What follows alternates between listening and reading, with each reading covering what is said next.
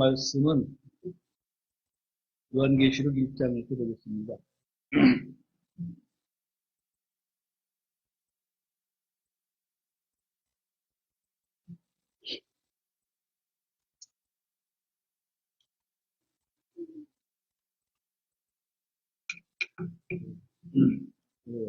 요한계시록을 제가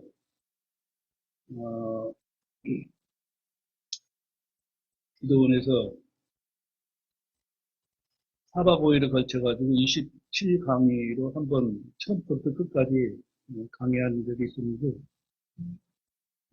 저는 그때를 생각하면은 우리 성도들 고생도 많이 하셨지만은 제가 은혜를 많이 받았고, 특별히 그 배단이 무슨 교육이 기도 네, 그, 그 기도원에 이름이 안 나요. 생각이 안 나요. 그 기도원에서 밥을 얼마나 맛있게 해줬던 난 그게 제 기억이 남습니다. 그 원장님이 진짜 성의를 다하셔서 맛있게 밥을 해주셔가지고 그때 간식이 별로 필요 없었어요. 그리고 이제 여러 교회에서 참석을 해서 좋은 시간 보냈는데 여기에 앉아 계신 분의 3분 외에는 아마 다 안 되는 것 같고 또 옛날 일이고 그래서 제가 한 달 동안 무슨 설교를 할까 굉장히 고민을 많이 했습니다. 근데 죄송합니다만 제가 이제 연식이 좀 있어가지고 영감을 많이 못 받고 그래서 네, 이것저것 시도는 설교 시도는 많이 했었지만은 결국은 틀을 잡지 못해서 이제 요한계시록 한번 해야겠다. 우리 위원자분이 한번 들었으면 좋겠다. 그리고 여기 또 이제 안 들은 사람이 더 숫자가 많아서 아마 1년이 걸릴지는 모르겠지만은 이제 한 달에 한 번씩 요한계시록 좀 했으면 좋겠다는 생각이 들어서 근데 이제 다른 교회에서 말하는 것 같이 요한계시록이 그렇게 두려운 책이 아니에요. 사실 자꾸 교리적으로 현 시대에 자꾸 끼워 맞추려고 하니까 사람들이 두려워하고 또 교회가 교회가 성장하는 교회들을 보면 특색이 있어요. 목사님이 카리스마가 있다든가 아니면 뭐 어떤 이단 경향이 좀 있다든가 그러면 이제 교회가 성장을 하는데 저는 이제 은혜로운 설교를 잘 못합니다. 김호원 형님이 이제 설교를 좀 잘하셔가지고 저는 이제 우리 형님도 지난주에도 말씀을 드렸지만은 저는 성경에 대한 교리적인 문제는 다루는데 좀 은혜롭게 우리 실생활과 접목을 잘 못 시켜서 제가 늘 이제 설교하면서도 이런 성경 공부지 설교가 아닌 것 같다 이런 생각을 제가 스스로 많이 할 때가 있습니다. 어쨌든 간에 우리가 이제 때도 때인 만큼 요한계시록 다시 한번 이제 공부하면 좋을 것 같다 이런 생각이 들었습니다.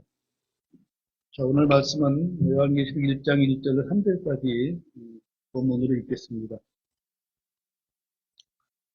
네, 잘 쳤으면 우리 같이 1절로 3절까지 읽겠습니다.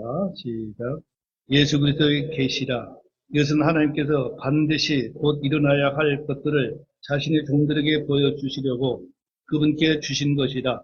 그분께서 자신의 천사를 통해 자신의 종 요한에게 그것을 보내시고 겉으로 드러내어 보여주시니 그가 하나님의 말씀과 예수 그리스도의 증언과 자기가 본 모든 것을 증언하였느니라.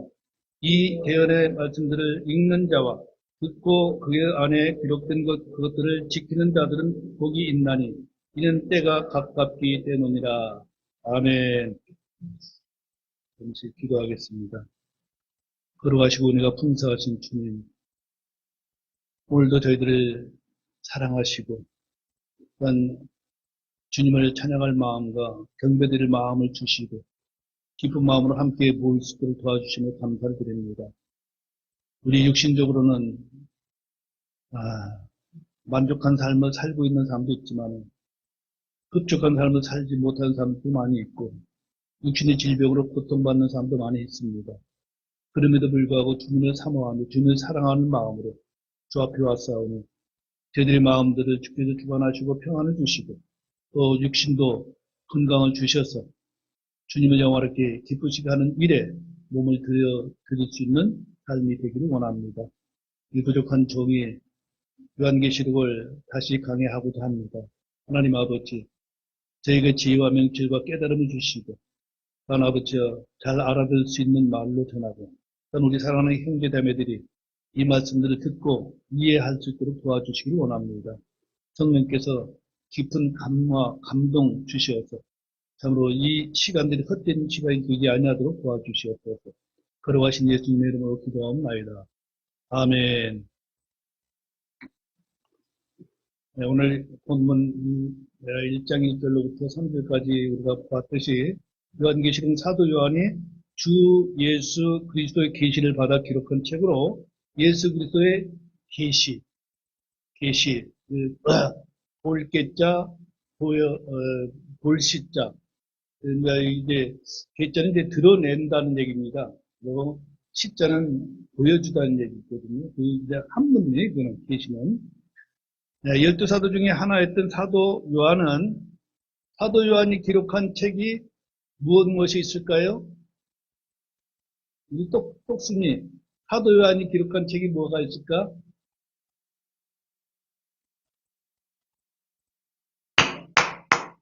예, 요한복음, 요한일서, 요한삼서, 요한계시록, 예, 5권을 기록을 했습니다. 오늘 1절에서 예수 그리스도의 계시라, 예, 이건 우리는 요한계시록 그렇게 이름이 붙어 있죠, 성경책에. 근데 성경은 말할 때 누구의 계시요? 예수 그리스도의 계시라. 이것은 하나님께서 반드시 곧 일어나야 할 것들을 자신의 종들에게 보여주시려고 그분께 주신 것이라.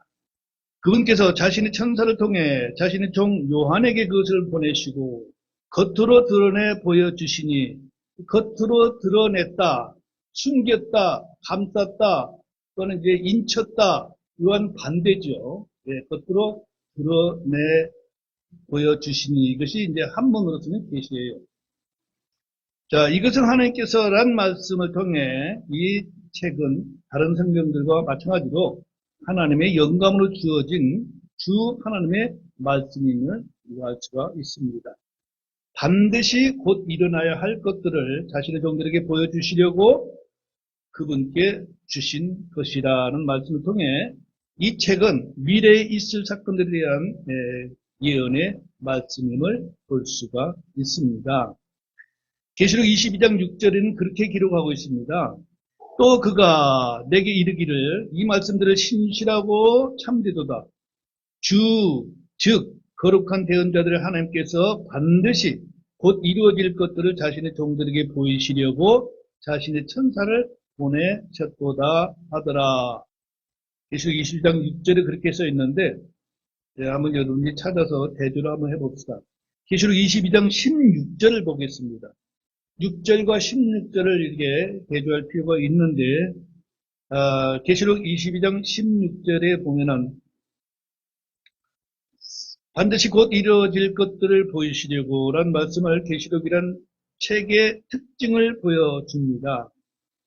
계시의 주제는 요한이나 천사들이 아니라 주 하나님께서 보여주셨고 자신의 천사를 보내셨고 요한이 말하고 있습니다. 그래서 16절에 보니까 나 예수는 내 천사를 보내어 교회들 안에서 이것들을 너희에게 증언하게 하였노라.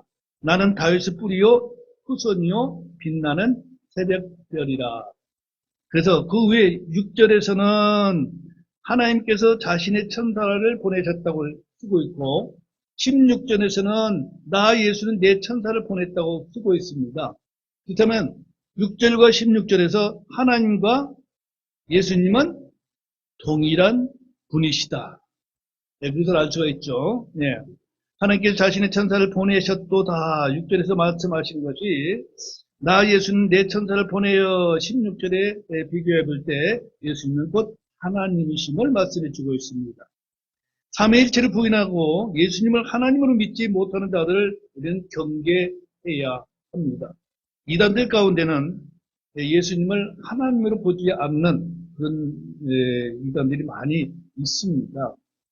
많은 성경 구절들이 예수 그리스도는 참 하나님이심을 증언하고 있지만 한 구절만 우리가 보고 넘어갑시다. 요한일서 5장 20절 보십시오. 여러분들이 계속 들어서 잘 알고 있지만 예수님은 곧 하나님이시고 예수님은 곧 창조주이십니다. 이제 예수님을 하나님으로 보지 않는 자들은 하나의 선지자다 아니면 대언자의 하나다 그렇게 얘기하고 있지만은 그렇지 않습니다. 자, 요한일서 5장 20절 보겠습니다. 또 하나님의 아들께서 오셔서 우리에게 깨달음을 주사 우리가 진실하신 분을 알게 하셨음을 우리가 알고 또 우리가 진실하신 분 곧 그분의 아들 예수 그리스도 안에 있음을 아노니 다 같이 이분은 참 하나님이시요 영원한 생명이시니라. 예, 하나님께서 보내신 아들 그분이 곧 하나님이시다. 참 하나님이시다. 이렇게 말씀하고 있음을 보게 됩니다. 요한계시록은 문자 그대로 반드시 속히 될 일들에 관한 기록입니다. 계시는 드러내 보인다는 뜻인데 많은 믿음의 선배들이 이를 묵시록이라고 하면서 닫힌 책으로 만들어 버렸습니다. 우리 김영재님은 묵시록이라는 얘기 들어봤어요? 예. 근데 다른 분들은 아마 잘 모를 거예요. 우리 선배 목사님들은 왜 그랬는지 모르지만 묵시록 그 말을 더 즐겨 썼습니다. 주님은 이 책을 읽는 자가 복이 있다고 하셨음에도 불구하고 많은 이들은 계시록은 읽기 어렵고 알기 어려운 책이요 난해하고 상징적이며 무서운 책이라고 말하고 있습니다. 그러나 계시록은 봉인된 책이 아닙니다. 다만 영계와 이 땅에서 입체적으로 일어난 일이기 때문에 쉽게 이해하지 못하는 부분들이 있는 것은 사실입니다. 자, 영계와 지상에서 입체적으로 일어난다. 여러분들이 뭘 생각하게 할 수 있습니까? 욥기를 보시면은 하나님과 사탄과 천사들이 하늘에서 이야기하는 소리 들리고 이 사탄이 욥을 어떻게 해보고 싶다. 그때 하나님께서 어떻게 했어요? 생명은 끊지 말고 그게 네가 하고자 하는 일 해라. 근데 이 땅에서는 욥이 몹쓸병에 걸렸어요. 근데 그게 연기와 현실계에서 모르기 때문에 그 원인을 모르는 거예요. 그걸 계시록에서는 연기와 이 지상에서 일어나는 일들이 입체적으로 일어납니다. 그렇기 때문에 연기를 모르면은 계시록을 이해할 수가 없어요. 그리고 왜 이런 일들이 벌어지는지 이제 여러분들 계속 읽어보시면 알지만 진징이 나오고 생물이 나오고 막 이런데 이런 것들이 실제로 짐승이 사람을 다스리는 건 아니에요. 그죠? 우리가 못된 사람을 뭐라고 합니까? 뭐 같은 놈? 짐승 같은 놈. 그런 얘기를 하죠. 그죠? 예. 아무튼 간에 입체적으로 일어나는 이 사건들을 제대로 모르면은 두려운 책일 수도 있고 무서운 책일 수도 있고 덮어둬야 할 책일 수도 있다는 얘기가 됩니다. 자, 구약의 다니엘서는 흔히 구약의 계시록이라고 말을 하고 있는데 이는 신약의 요한계시록과 짝을 이룬 책이기 때문에 그렇습니다. 자, 다니엘서 12장을 한번 보겠습니다. 이 더운 공기가 앞으로만 오니까 이거 상당히 덥네요. 다니엘서 12장 4절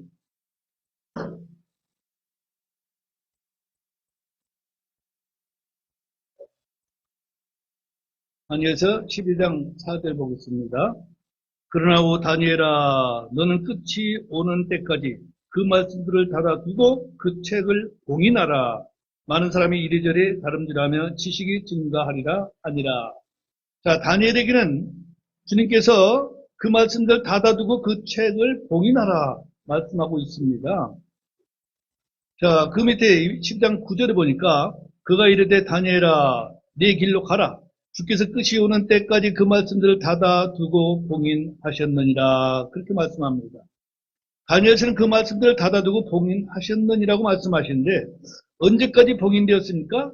끝이 임하는 때까지입니다. 성경은 언제가 끝이라고 말합니까? 우리는 아니 맨날 끝이라고 하는데 아직 끝이 안 오고 있어요. 그런데 성경은 예수님께서 이 땅에 처음 오실 때부터가 끝입니다. 예.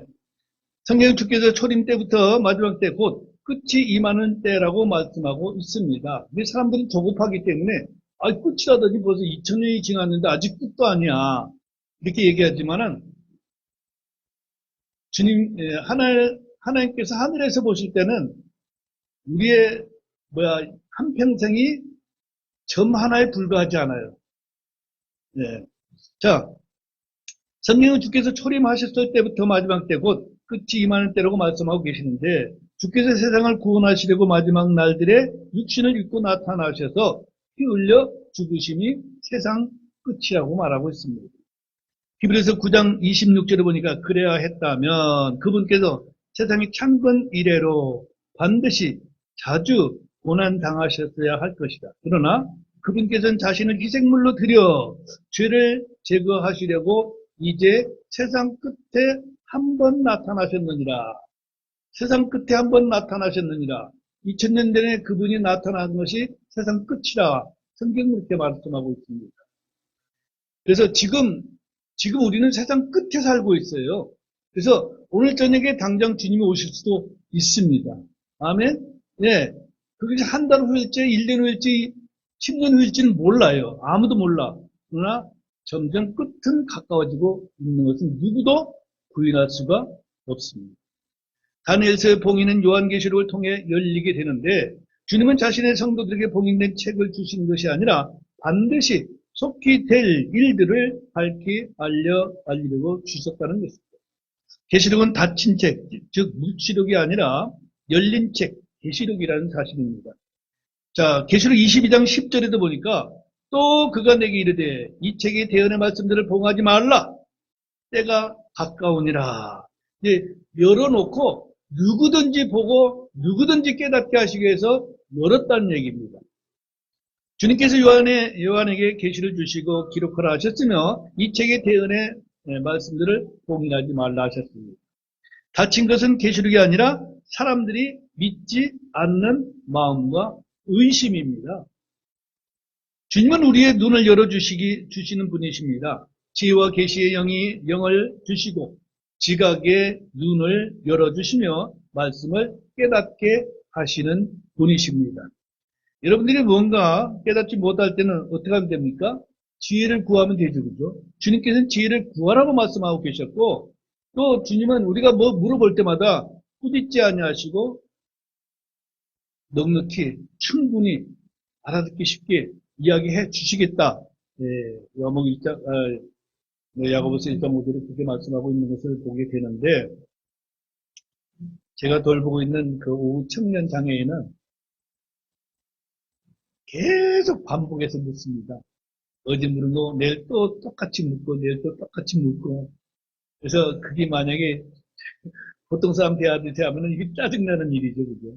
근데 장애 특성이 그러냐고 어제 물은 거 오늘 또 물어 또 대답해주고 또 대답해주고 할 수밖에 없죠, 그죠? 이 주님은 너그러우신 분이고, 참으로 은혜로우신 분이기 때문에 책망하지 않습니다. 무엇을 구하든지 두려워하지 말고 주님께 구하라. 이런 말씀이 되겠습니다. 마귀는 우리 마음을 가려서 성경을 보지 못하게 합니다. 세상의 철학이나 과학, 종교, 전통 등은 성경의 빛을 막아버리는 강력한 베일이라고 보면 될 것입니다.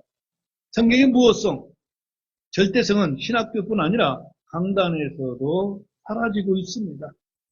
간혹 부지런히 성경을 읽고 공부하는 신자들이 있지만 말씀을 깨닫지 못하거나 믿지 못하는 경우도 있고 믿긴 하지만 전혀 순종하지 않는 사람들도 대단히 많습니다. 그러나 성경은 뭐라고 말씀하시는가? 오늘 읽은 우리가 계시록 1장 3절을 보셨죠. 이 대언의 말씀들을 읽는 자와 듣고 그 안에 기록된 것들을 지키는 자들은 복이 있나니 이는 때가 가깝기 때문이라 말씀하십니다. 말씀은 읽어야 할 뿐 아니라 듣고 지켜야 합니다. 계시록 역시 다른 여러 성경과 마찬가지로 읽고 듣고 그것들을 지켜 행해야 합니다. 말씀을 믿지 않는 자를 불신자라고 말합니다. 믿지만 행하지 않는 자를 위선자라고 말합니다. 듣기만 하고 행하지 않는 자를 성경은 자기를 속이는 자라고 말합니다. 야고보서 1장 22절에 더욱이 너희는 말씀을 행하는 자가 되고 듣기만 하여 너희 자신을 속이는 자가 되지 말라. 잘 듣고도 행하지 않으면 자신을 속이는 자라고 성경은 말씀하고 있습니다. 요한계시록 이 서문을 보면은 계시록은 이제 22장으로 되어 있고 404절로 되어 있며 킹제임스 영어 성경으로는 11,952개 단어로 되어 있습니다. 기록자는 사도 요한이며 기록 시기는 연대는 주후 96년 도미티안 황제의 통치 기간이 되겠습니다. 당시 사도 요한은 늙은 몸으로 관모섬에 유배되어 있었는데 주님께서 보여주신 것들을 기록해서 소아시아의 7교회에 보냈습니다. 예수님께서 12제자를 거느리고 계실 때 그때 당시 요한이 가장 나이가 어렸을 것을 우리가 특별히 보고 예수님께서 33년에 돌아가셨는데 요한이 기록 연대가 보니까 이제 96년으로 되어 있습니다. 그러면 요한이 나이가 상당히 많았음을 알 수가 있겠죠. 성경을 믿는 신자들에게 계시록은 반드시 속히 될 일들을 기록한 예언의 등불이라 말할 수 있습니다. 주님의 공중계령과 성도들이 구름들 속으로 채워 올라간 후 지상에는 7년 큰 환란이 있고 하늘에선 성도들이 그리스도의 심판석을 거친 후 어린 양의 혼인잔치가 있은 뒤에 주님께서 친히 자신의 성도들과 함께 이 땅에 돌아오셔서 불신과 죄를 심판하시고 한 왕국을 세우실 것인데 이 왕국을 하늘의 왕국 또는 천년 왕국이라 말씀하고 있습니다. 천년 왕국은 주님이 지상에 세우실 의의 왕국입니다. 이 천년 왕국에 대한 신학적 입장에 따라 크게 세 가지 견해가 있는데 이는 누구든지 신학을 하게 되면 반드시 한 번쯤 듣게 되는 과목이기도 합니다. 첫째, 전천년주의라는 주의를 주장하는 사람들이 있습니다. 이는 예수 그리스도께서 지상에 오셔서 천년 왕국을 세우신다는 것을 말합니다. 왕국은 교회가 아닙니다. 천사들이나 사람들이 세우는 것도 아닙니다. 주께서 만왕의 왕이 되셔서 이 땅에서 실제적인 통치를 하심을 말씀하고 있습니다. 이 견해를 전천년주의라 말하고 있고 바로 저와 여러분들이 믿는 견해입니다. 두 번째로 후천년주의라는 주의는 이 땅이 천년 동안의 평화가 있은 다음에 복음을 통해 모든 민족들이 구원받는 세상이 온 뒤에야 비로소 예수 그리스도께서 이 땅에 오신다는 이제 진화론적인 관점에서 보는 것입니다. 이는 예수 그리스도께서 지상 천년 동안을 통치를 부인하는 것이 되고 말지요. 후천년주의라고 말을 합니다. 여러분들이 이게 믿어지는지 모르겠습니다. 이 땅이 점점 좋아지고 모든 세상 사람들이 다 예수님을 믿게 되는 그날이 올까요? 네. 그랬으면 참 좋겠습니다만은, 예.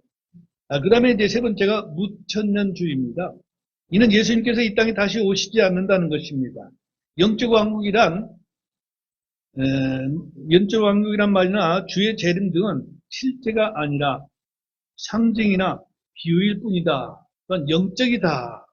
그렇게 얘기하고 이런 왕국이란 사람의 마음의 상태를 말하는 것이지 이 땅에 정치적이고 눈에 보이는 어떤 왕국이 세워진다는 것이 아니란 주장인데 이런 견해가 무천년주의라는 견해입니다. 자, 그럼 어느 견해가 옳습니까?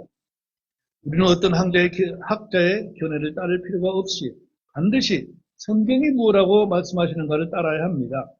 성경 기록에 우리가 주님과 함께 통치한다는 말이 얼마나 많은지 몇 구절만 우리가 살펴보도록 하겠습니다. 자, 디모데후서 2장 12절 보겠습니다.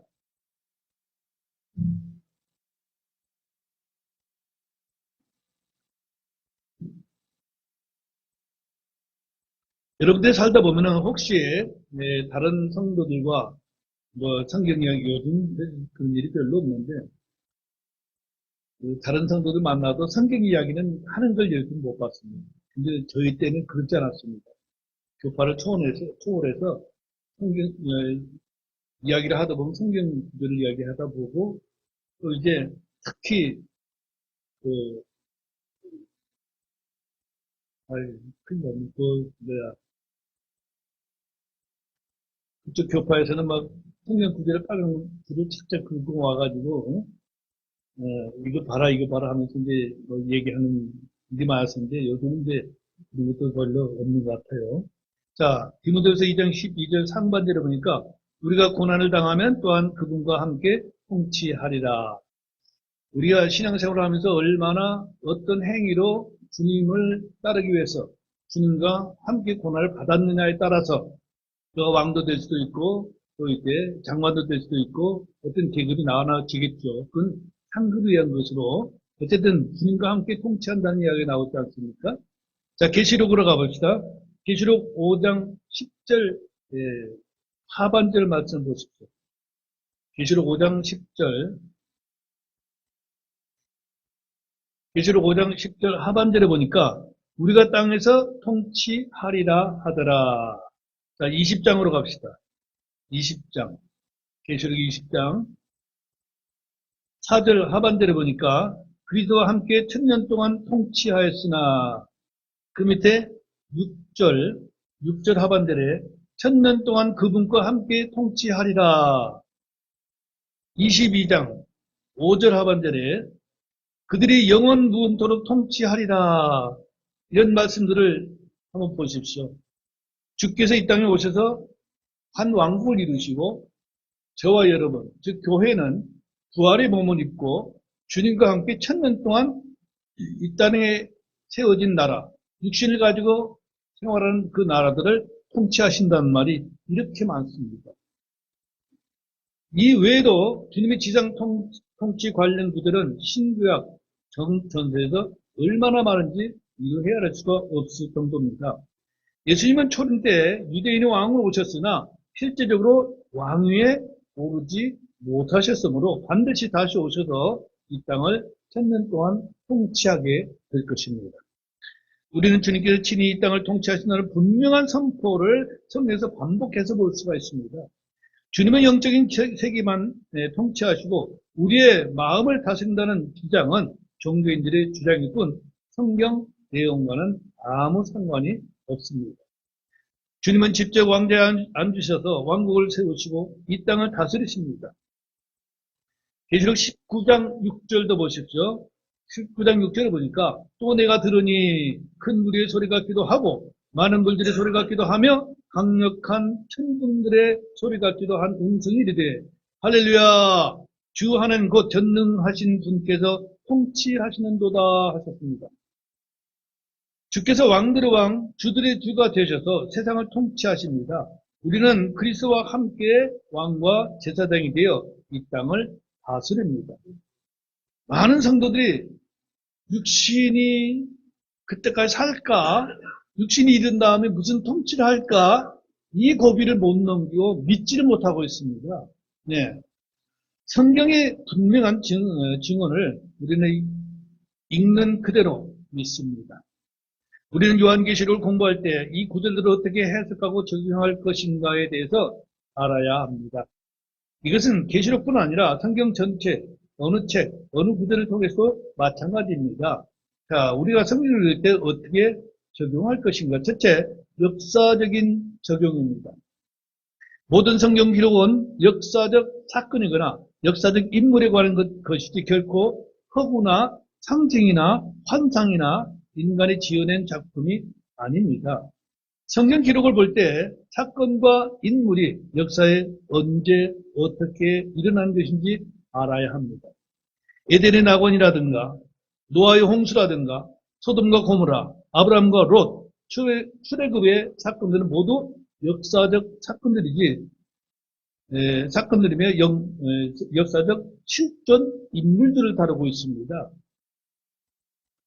이와 마찬가지로 이 땅에 반드시 7년 큰 환란과 천연왕국이 문자적이고 정치적으로 반드시 올 것입니다. 이건 주님의 말씀은 세상에 없어져도 주님 말씀은 땅에 떨어지지 않는다고 말씀하신 것입니다. 둘째로 교리적인 적용입니다. 주님께서 성경을 기록하신 목적은 특히 특정 진리를 가르치기 위한 것입니다. 그래서 우리가 디모데후서 3장 16절에 말씀하신 것 같이 모든 성경 기록은 하나님의 영감에 의해 주신 것으로 교리와 책망과 바로잡음과 의로 교육하기 유익하니 하셨습니다. 교리는 진리의 틀입니다. 하나님의 창조는 이론이 아니라 성경의 교리입니다. 이 부분에 대해서 다른 의견이 있을 수가 없습니다. 신론이나 인간론, 구원론, 종말론 등 성경의 특정 진리를 가르쳐주는 교리가 아주 많이 있습니다. 세 번째 적용은 영적 적용입니다. 성경의 어떤 사건들은 우리의 배움이나 훈계, 경고를 위해 기록되었고 본보기로 보여주셨습니다. 그래서 로마서 15장 4절도 그렇게 기록하고 있는데요. 무엇이든지 전에 기록된 것들은 우리의 배움을 위하여 기록되었으니 이것은 우리가 성경 기록들이 주는 인내와 위로를 통해 소망을 가지게 하려 함이라. 전에 기록되었다는 게 뭡니까? 신약 전에 기록된 건 구약 성경을 말하고 있습니다.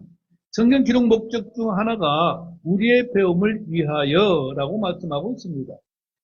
그런데 많은 교회들에서 선포되는 설교들이 영적 적용이다 하면서 정말 성경과는 좀 전혀 다른 그런 적용을 많이 하는 경우가 많이 있습니다. 그런데 그런 설교를 하는 하는 설교를 듣고 어떤 사람들은 우리 목사님 참 심도 있게 깊이 다뤄서 아주 영적으로 아주 대단하신 분이야. 이렇게 얘기하는 사람들이 있는데 잘못 가다 보면은 역시 무당신앙이 되고 많은 경우가 대단히 많습니다. 자, 고린도서 10장 6절에도 그런데 이런 일들이 우리의 본보기가 되었으니 이것은 그들이 탐한 것 같이 우리도 악한 것들을 탐하지 않게 하려 함이라 했습니다. 성경에는 선한 사람들의 의로운 일들보다 악한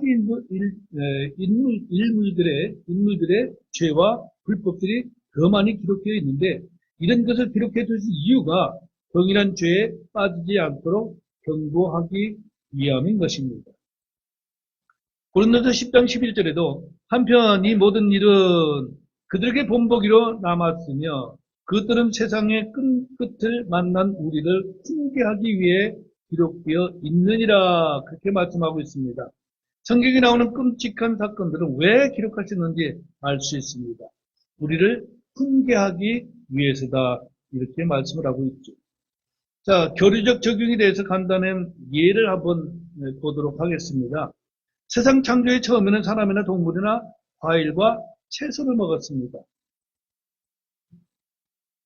창세기 1장 29절 30절까지 봅시다. 여러분이 잘 아시는 내용이지만 어떻게 시대의 변천에 따라서 우리 식생활이 어떻게 변하고 있는가 이것을 여러분들이 보시면은 참 유익한데 아직도 유대인들에게 준 그 규례를 따르려고 하는 그리스도인들이 너무 많다는 얘기죠. 자, 창세기 1장 29절로 30절에 같이 읽겠습니다.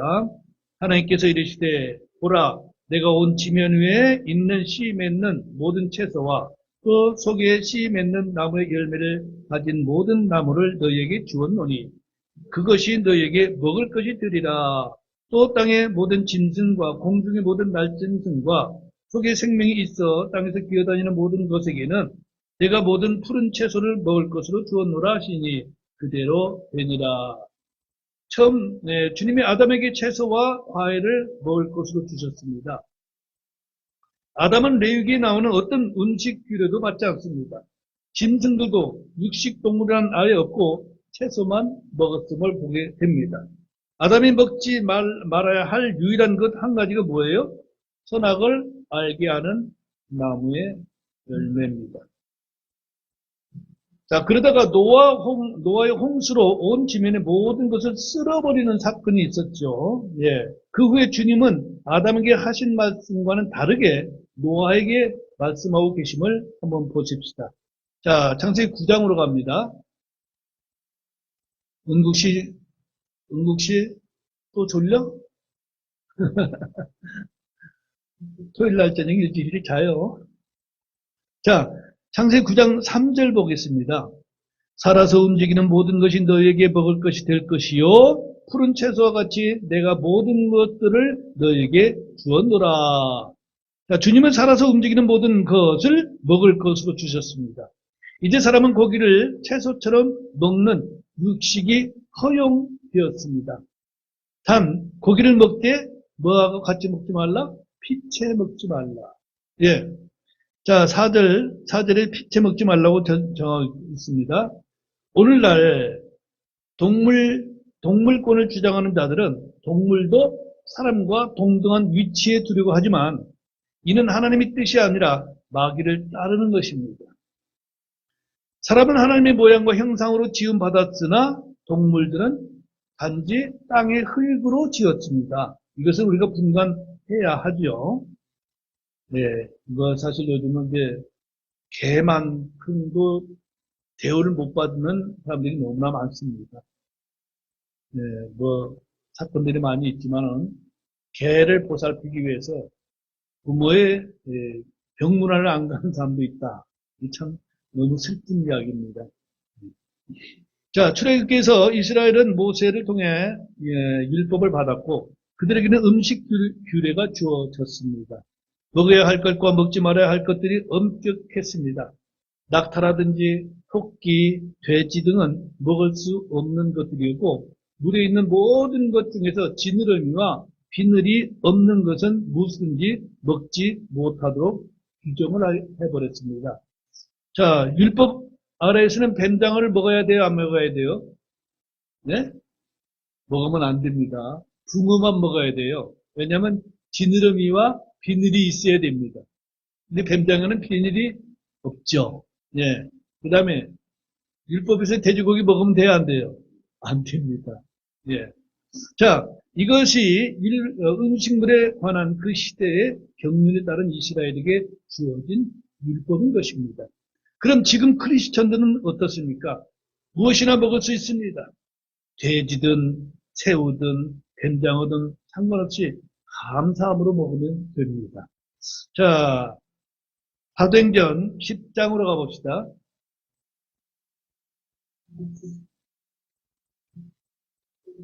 사도행전 10장 13절로 15절 말씀을 보겠습니다. 지금 구약 유대인에게서 신약 이방으로 넘어오는 신앙의 단계인데 이제 브릿지 신앙이라고 말할 수도 있죠. 자, 사도행전 10장 13절 15절 같이 읽겠습니다. 또 한 음성이 그에게 나서 이르되 베드로야 일어나 잡아서 먹으라 하였으나 베드로가 이르되 주여 그럴 수 없나이다. 속되거나 부정한 것을 내가 결코 먹은 적이 없나이다 하니 그 음성이 다시 두 번째 그에게 이르되 하나님께서 깨끗하게 하신 것을 내가 속되다 하지 말라 하더라. 지금 베드로는 율법 밑에서 신앙생활을 하고 있었습니다. 근데 주님께서 이제 이 환상을 보여주면서 이제는 그런 규례에서 벗어나라 이 뜻이죠. 베드로는 율법에 허락한 것을 먹고 율법이 금한 음식은 먹지 않으며 율법을 지키려고 했습니다. 그런데 성령님께서 환상 중에 일어나 잡아서 먹으라 명령하셨습니다. 베드로가 거부하자 하나님께서 깨끗하게 하신 것을 내가 속되다 하지 말라 하셨습니다. 무려 3번이나 동일한 환상을 보여주셨고 음식 규례에 관한 교리가 바뀌었음을 알려주고 있습니다. 근데 오늘날 그리스도인들도 아직도 그 율법 규례에서 벗어나지 못한 사람이 대단히 많습니다. 그래서 이제 율법에서 금하는 걸 먹는 사람들을 보고 믿음이 좋은 척 하면서 저 사람들 성경대로 안 살아. 그렇게 남을 비방하는 사람들이 있는데 결국은 그들이 성경을 모르는 거예요. 자, 히브리서 7장 12절 봅시다. 히브리서 7장 12절.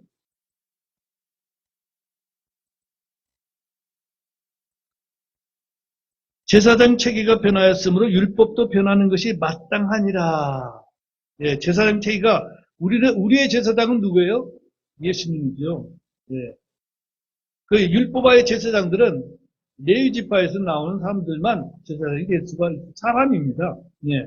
자, 아직도 우리 가운데 구약 이스라엘 백성에게 주어졌던 안식일이나 음식 규례, 절기 등을 지켜야 하는 줄로 아는 유대주의 크리스천들이 대단히 많습니다. 신약은 먹는 것에 어떻게 되었는지 기록된 하나님의 말씀을 보도록 합시다. 자, 고린도서 10장 25절 보세요. 고린도서 10장 25절.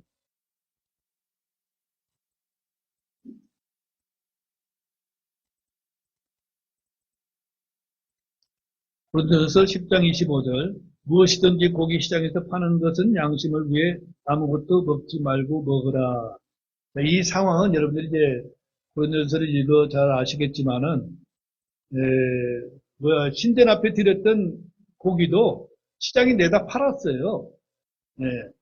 뭐 지금같이 이제 고기가 흔한 시대도 아니고, 근데 그것을 사서 먹는 그리스도인들을 잘못됐다 욕한 사람들도 많았는데 그럴 필요 없다. 그냥 음식으로 알고 그냥 먹어라. 이것이 출처가 그런 걸 생각하지 마라 이 소리입니다. 자, 10장 27절 봐요. 그 밑에. 믿지 않는 자들 중에서 누가 너희를 잔치에 초대하여 너희가 가기를 원하거든 너희 앞에 차려놓은 것은 무엇이든지 양심을 위해 묻지 말고 먹으라. 이게 이제 우리가 제사 지내시는 분들을 생각하면 될 겁니다. 음식을 이렇게 손님 대접하면서 만약에 그리스도인이라면 이거 제사 음식인데 드시죠. 만약에 그랬는데 제사 음식은 먹으면 상관없이 먹으면 돼요. 그런데 그 잘못 생각하고 있는 사람이 그 옆에 있다. 우리 그리스도인들은 제사 음식 먹으면 안 되는데 그런 생각을 가지고 있는 사람이 옆에 있는데 내가 음식 그냥 먹었다. 그럼 그 사람이 상처를 받습니다. 나 때문에. 그래서 그런 사람이 있다면은 먹지 말고 누구를 위해서? 그 사람을 위해서. 나를 위해서는 아닙니다. 예. 자, 더 나아가서 디모데전서 4장 3절 4절 보겠습니다. 디모데전서 4장 3절로 4절. 이들은 혼인을 금하고 음식물을 삼가라고 명령할 것이나 그리스도인들 가운데도 아주 영적인 사람들이 이 얘기를 하는데 이제 마지막 때가 됐으니까 우리는 정결하가 해야 돼. 음식도 가려 먹어야 돼. 이런 얘기를 한다. 흠도 하지 말아야 돼. 이건 이단들이 하는 얘기입니다. 음식물은 하나님께서 창조하사 진리를 믿고 아는 자들이 감사함으로 받게 하셨느니라. 하나님의 모든 창조물은 선하며 감사함으로 받으면 거부할 것이 하나도 없나니 그랬습니다. 아까 사도행전에서 베드로에게 하나님께서 깨끗하게 하신 것을 왜 거부하느냐 이런 말씀과 동일한 말씀이 되겠죠. 그런데 유대인도 아니면서 율법의 규례에 갇혀 있는 성도들이 불행하기도 많이 있습니다. 자, 그럼 천년왕국 때는 어떻게 될까요? 사람들이 육식을 하지 않게 됩니다. 다만 다시 과일과 채소만 음식으로 먹게 되는 때가 천년왕국 때가 됩니다. 이것은 교리적 적용에 관한 것이죠. 지금 누군가 구약의 이스라엘에게 주어진 율법을 신약의 교리에 적용하려고 한다면 그건 매우 잘못하고 있는 것입니다. 모든 성경이 모든 시대의 모든 사람에게 똑같이 적용되어야 한다는 믿음은 지극히 잘못된 오류입니다. 그래서 구약의 유대인들에게 주어진 것과 신약의 교회에게 주어진 것은 분간하지 못한 그리스도인들이 의외로 많습니다. 계시록 성경은 66권이 마지막 책으로 모든 예언의 성취와 완성의 책입니다. 그래서 계시록 16장 17절에서는 일곱째 천사가 자기 병을 공중에 쏟아 부음에 큰 음성이 하늘의 성전에서 왕조로부터 나서 이르되 다 이루어졌도다 하더라. 다 이루어졌더란 주의 음성을 들으십니까? 주님은 모든 계획과 목적이 이루어지는 곳이 바로 계시록입니다. 계시록 21장 6절에 보니까 또 내가 이르되 다 이루어졌도다. 나는 알파와 오메가요 시작과 끝이다. 내가 목마른 자에게 생수의 샘에서 값없이 주리라 하셨습니다. 주께서 다 이루어졌다라고 말씀하십니다. 창세기에서 시작된 주님의 사역은 요한계시록에서 완성이 되는 것이죠. 자, 요한계시록의 특성을 또한 살펴보겠습니다. 자, 서두에서 말씀드린 대로 계시 열린 책입니다. 계시록은 반드시 속히 될 일들을 보여주시고 기록하게 한 계시를 담고 있습니다. 계시록에서 다루는 큰 환란은 세상이 시작된 이후로 전무후무한 일입니다. 마태복음 24장 21절에서 그때 큰 환란이 있을 터인데 세상이 시작된 이래로 이때까지 그런 환란이 없었고 이후에도 결코 없으리라 하셨습니다. 두 번째로 주님은 이 책을 봉인하지 말라고 명령하셨고 누구든지 이 책을 읽고 듣고 그것들을 지키는 자는 복이 있다고 말씀하고 계십니다. 우리는 이 책을 부지런히 읽고 듣고 지켜야 합니다. 큰 환란 때 땅에서 벌어지는 일들, 하늘에 있는 일들, 사탄의 패배, 바벨론의 멸망, 왕국들의 멸망과 심판, 천년 왕국, 영원히 꺼지지 않는 불못과 새하늘과 새 땅에 관한 모든 기록이 선명하게 게시되어 있습니다. 계시록은 예수 그리스도의 계시이며 왕들의 왕, 주들의 주로 영광 중에 돌아오셔서 이 땅을 심판하시고 왕국을 세우시고 통치하십니다. 요한계시록은 표적으로 보여주신 책입니다. 성경 어느 책보다 표적들이 넘쳐나는 책이죠. 계시록은 구약 성경을 기본으로 하고 있습니다. 계시록은 구약의 예언들이 완전히 성취되는 책이며 이스라엘의 회복을 다루고 있기 때문에 구약 성경과 연관된 구절이 278구절이나 됩니다. 구약 성경의 기초가 없이는 계시록을 이해하는 것은 불가능한 것입니다. 창세기나 시편, 이사야서, 예레미야서, 에스겔, 다니엘, 요엘서, 스가랴 등은 요한계시록의 배경이 되는 책들임을 알 수가 있습니다. 요한계시록 숫자가 아주 많이 나옵니다. 7이라는 수는 너무나 자주 등장하는 수이고 기타 수들이 자주 언급되는데 3년 반이라는 말도 반복이 되고 또 12, 12이라는 수도 나오고 12개의 별, 12대문, 12기초석 등과 또한 14만 4천 명, 또한 7천 명과 같은 구체적인 숫자가 대단히 많이 나옵니다. 천이라는 수도 무려 6번이나 반복되고 있음을 보게 됩니다. 특별히 24 장로는 큰 환란 전 교회 휴거에 결정적인 키가 되고 있음을 알 수가 있습니다. 숫자는 정확성을 나타내기 위해서 이렇게 기록한 것이죠. 계시록은 지상의 일뿐만 아니라 전 우주적입니다. 이스라엘 민족의 고난이 중심이 되겠지만 온 세상과 하늘을 다루며 땅 위의 사람들과 땅 아래에 올라오는 마귀들, 하늘의 천사들이 모두 등장을 하고 있습니다. 하늘, 땅 아래의 존재들이 한꺼번에 등장해서 이런저런 일들이 입체적으로 벌어지는 장면은 다른 성경에서 거의 볼 수가 없는 것들이죠. 영적인 장면들을 육안으로 보고자 하면 이것은 이해하기가 불가능한 것입니다. 계시록은 정치적인 책으로 전쟁과 폭력, 종교, 경제 등 온갖 정치적인 내용들이 가득합니다. 왕자란 말이 44번이나 나오고 왕국, 통치한다는 말이 37번, 힘, 권세 등에 40번 나옵니다. 예수 그리스도는 더 이상 초림의 구원자의 모습이 아니라 통치자의 모습으로 오십니다.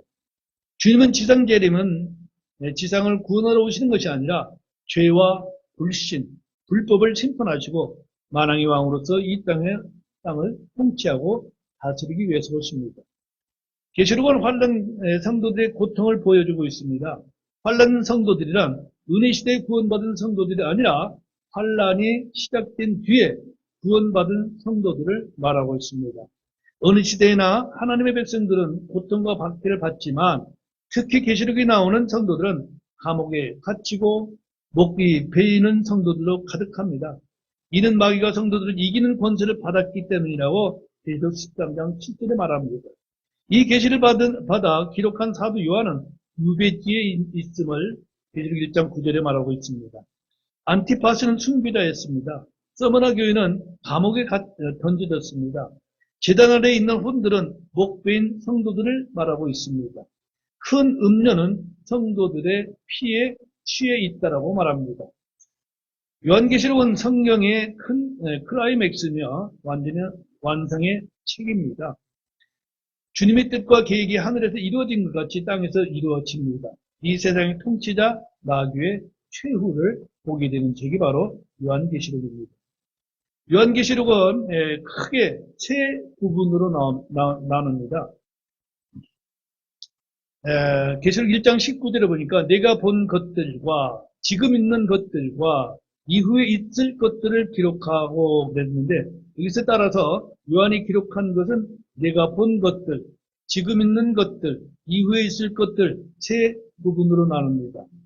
요한은 주의 날에 성령 안에서 있었습니다. 그는 미래에서 과거를 본 것입니다. 그리고 미래에서 더 미래를 보았습니다. 요한에게 지금 있는 것들이라고 할 때 지금은 주의 날입니다. 요한은 계시록을 기록할 때 교회는 이전 시대, 즉 과거가 되겠고 큰 환란은 현재 일이 될 것이며 어린 양의 혼인잔치와 천년왕국과 새하늘과 새 땅은 미래 일이 될 것입니다.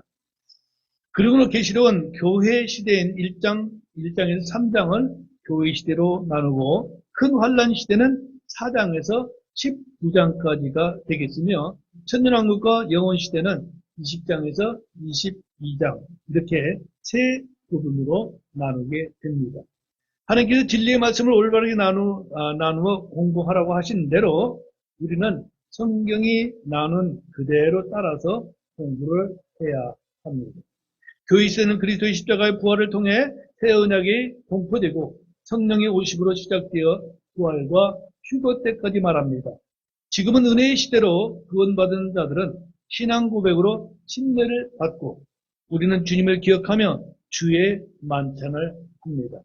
큰 환란 시대는 7년이라는 기간이 정해져 있으며 야곱의 고난의 때라고 말합니다.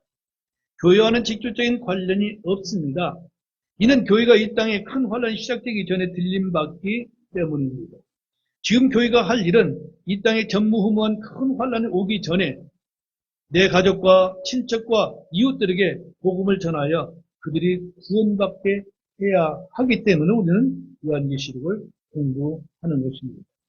7년 큰 환란은 문자 그대로 7년을 말하고 있습니다. 이 기간이 끝나면 이 땅에 천년왕국이 세워지고 문자 그대로 1000년 동안 주 예수 그리스도와 함께 다스리는 왕국이 세워집니다. 그때 우리는 부활의 몸으로 주님과 함께 통치하게 됩니다. 이렇게 천년왕국이 끝나면 현재 있는 하늘들과 땅은 불에 녹아 사라지고 큰 힘보다 심판이 있고 영원 시대가 열리며 새하늘과 새 땅이 창조됩니다. 이런 사실은 이해하기 어려운 내용이 아니라 문자 그대로 믿기 어려운 부분이라고 말할 수 있습니다. 땅에서 올라오는 한 사람이 있는데 바로 요한이죠. 한 사람 위에 하늘의 문이 열립니다. 성경에서 이 일 뒤에 내가 보니 보라 하늘에 한 문이 열려 있더라. 또 내가 들은 첫 번째 음성 곧 나팔소리가 내게 이야기하던 음성이 이를 때 이리로 올라오라. 이후에 반드시 있을 것들을 내가 내게 보이리라 하시더라.